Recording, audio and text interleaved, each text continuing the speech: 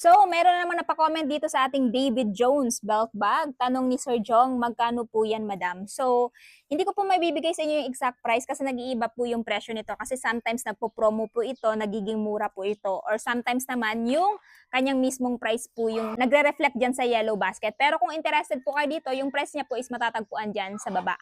So, this one po is yung David Jones belt bag na kung saan marami po kayong mailalagay dito. So, ito po yung packet niya. At the same time, dito sa pinakaunang packet, marami din po kayong mailalagay.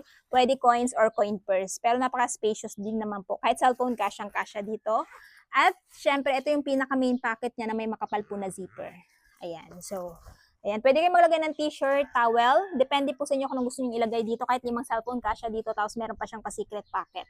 So, yan po yung pagkakatahin niya mga paps. Makapal po.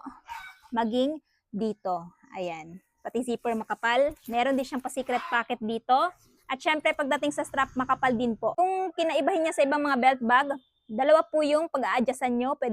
Pwede po kayo mag-adjust dito at pwede din po kayo mag-adjust dito. So, kung malaki po yung baywang nyo or kung halimbawa malapad po yung baywang nyo, perfect na perfect po itong belt bag na to kasi pwede nyo po siyang paluwagan ng todo. Ayan. So, ayan mga paps, kung interested kayo dito at gusto nyo ding itry ito, idadrop ko na lamang po yung link nito dyan sa baba.